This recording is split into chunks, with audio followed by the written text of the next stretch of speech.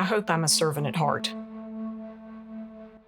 I think that's what is the most rewarding thing that you can do, is if you can help other people. Frankly, it makes you feel wonderful about yourself. Hi, I'm Janet Ward Black. I'm the owner of Ward Black Law. My beliefs very much shape how we run the business here. My number one priority with my business is to try to serve God, to try to love people, love the people who work here, love our clients as best I can. We don't do it perfectly, but we want to try as hard as we possibly can to give excellent service. We try to do what's right for the person that we're dealing with. Sometimes that's not always in our best economic interest, but we know that if we do right by the client, ultimately we have done right. And that's not a pain point. That's not something unpleasant. In fact, when you do right, there is great happiness in that. We handle hundreds of cases at a time, but for that one client, it's their one case. And so as long as we approach that one case, knowing that that's their primary concern, then we can give the kind of client service that we want to. That's what lawyers do. They call us counselors at law, that we're supposed to take people's facts, figure out how the law applies to them, and then help them best solve their circumstance. People who call us, a lot of times they've been hurt, they may not be able to pay their mortgage, may not be able to pay their medical bills, and we can help fix that for them. But we've got to be listening to them, we've got to know what their pain points are so that we can figure out how to help. I've worked at several different firms prior to coming to Ward Black Law, and one of the biggest differences is the love, the support, and the family atmosphere that you feel when you come into the doors.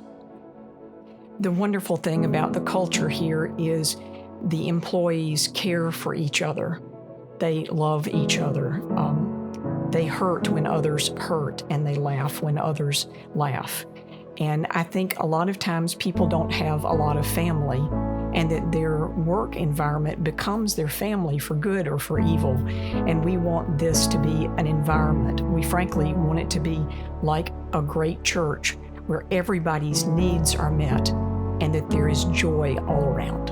Our biggest goal for our employees is for them to grow here, for them to learn, for them to be better members of their community, to be better leaders in their family, for them to be more well-rounded in how they are a part of this community. My beliefs greatly affect how we give. We want to be radically generous. We want people to know us as people who are amazing in how they give away money. We try to keep a lot of our giving anonymous because we don't want to get the glory for it.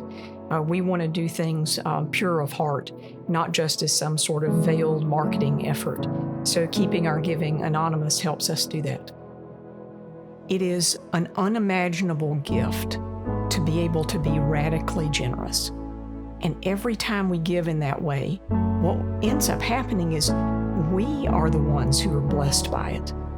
It's not just the recipient who's blessed, but we are blessed every time we are radically generous. School supplies, I give a kid a coat. We've done things for the nursing home that's next door. Having the ability to do that at a job is just something you would never expect from a law firm. One of the most important things about my upbringing was the importance of education. My dad wasn't able to go to college. He came of age during the Depression, and so he didn't have that opportunity. And so from the time I was born, he put $100 a month into a checking account for my college fund, and he never missed a single month until I walked into Davidson College at age 18. What that instilled in me was consistency. Always doing the right thing, even when it was financially not in your best interest. I'm sure there were months where that was not the best way, perhaps, to spend money for the family, but he knew that the long-term investment in me is that which was more important to him than his own personal comfort. My dad died when I was 21. He never got to see the fruit of that labor on this earth, but I know he's applauding it. Sacrificial giving was something that was key to his life, and I want it to be key to mine. There's an expression that says that people won't remember what you said, but they will remember how you made them feel. So what we try to do here is to make people feel heard and seen and understood. I want people to think that I stopped and spoke with them. I want people to think that if they needed something, that I dropped what I was doing and tried to respond. That there was not a need that was articulated that was not answered. I want them to all feel like they've been respected and they've been honored, and that they are made in the image of God, and that no matter whether they're standing on a street corner begging or whether they are the Chief Justice of the North Carolina Supreme Court, that they are worthy of respect because they are one of God's creatures.